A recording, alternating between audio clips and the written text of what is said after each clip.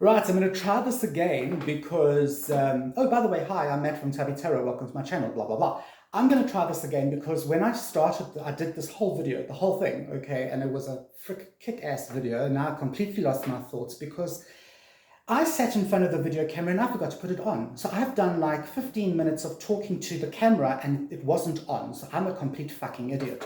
But anyway, let's try this again right after this.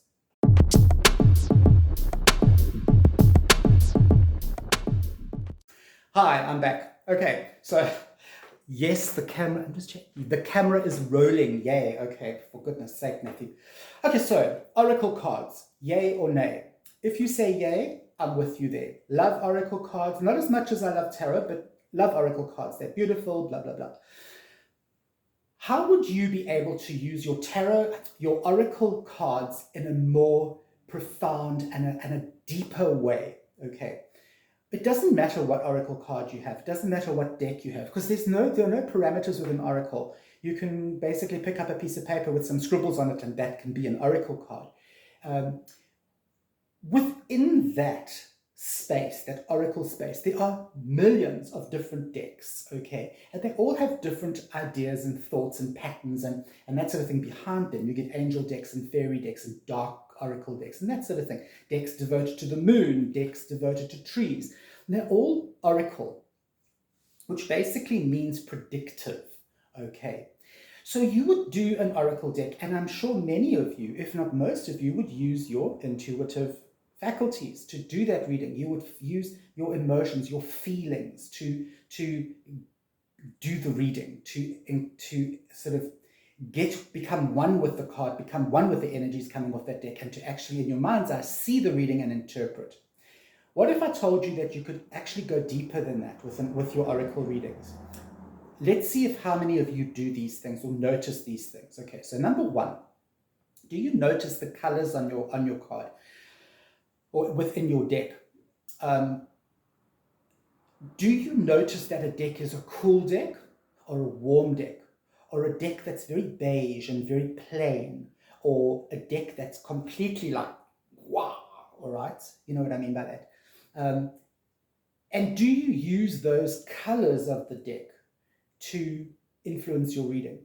You should, because color has a huge impact on emotion, and you don't even realize that color is affecting you as a reader. Okay, so let's take something very simple. Pink is a very calming color. In fact, a little bit of a trivia thing here.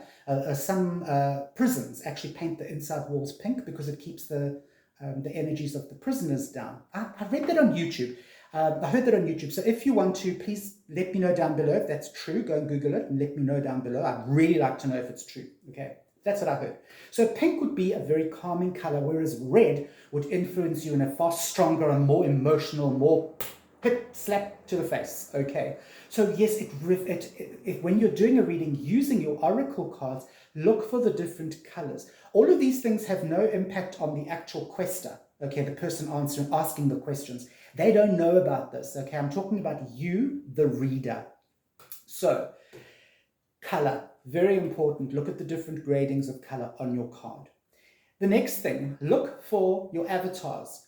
Use your knowledge of tarot, all right? Because let's face it, if you're reading oracle, you must know about tarot, all right? You wouldn't have gone boom into oracle deck reading and not know anything about tarot. It just does not make any sense to me at all, okay? You would at least know the avatars. So look for your avatars, something that could represent the magician.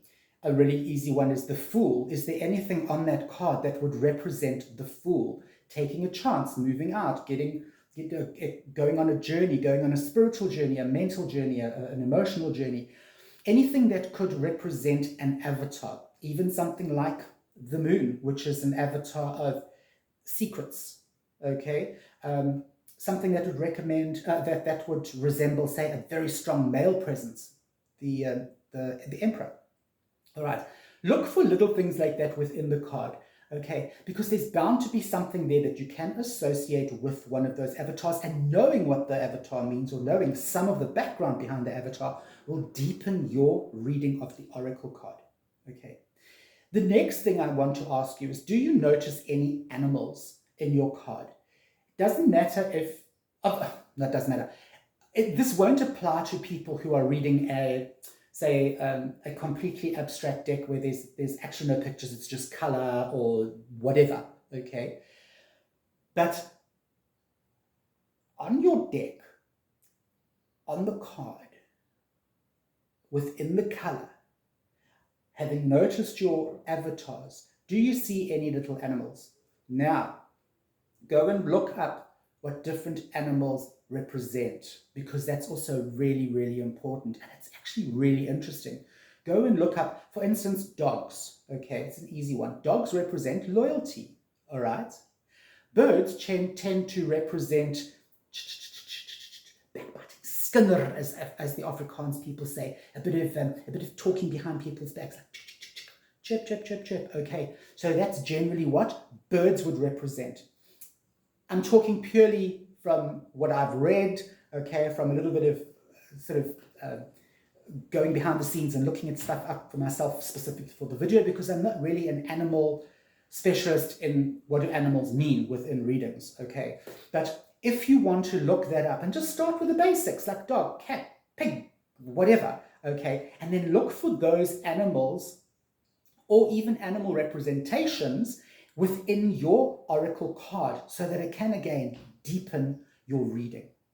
Another thing to look for is the style of the drawings, of the images on the actual card. If there is no image at all, and it's just a card that has colorscapes or lines or geometric patterns, then I think your intuition needs to come to the fore a lot more than if you are dealing with, say, the fairy deck, okay, or a dark deck, or say the moon tarot, all right, where there you have the representations, whereas in an abstract deck you don't, and there you can go for shapes, all right?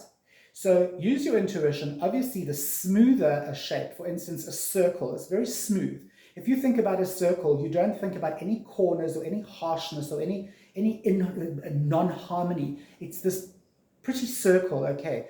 Whether it's filled in other words, it's colored in, or whether it's just a blank circle, it can affect the way that you see that card. So, for instance, a circle will be smooth, which in your subconscious, it kind of associates it with a good or a positive energy. If there is a card that has a lot of triangles, squares, a lot of right angle or pointy shapes on it, okay, do you know what I mean? You kind of get an image in your head. To me, that would mean more of a problematic reading. Those cards would be a lot harder, a lot harsher on the information you're going to give. Okay. The same with a card that is abstract and just has color on it. Again, going back to my first point about color, use those colors to deepen the intuitive reading. Okay. Yeah, the other thing I want to talk to you about is specifically those fairy cards, or the cat oracle where everything is cats, or fairy oracle where everything is fairies. Don't get lulled by that. I've found a lot of people tend to go, oh, it's a cat tarot, okay, so everything is going to be sneaky, because cats tend to represent something that is more sort of hidden. I always equate a cat to the high priestess in a tarot card. I can always see the high priestess. If she had to be an animal, she would be a cat, okay? And in fact, a lot of cards actually have her with a little cat, I think. God, you see how long ago I read tarot.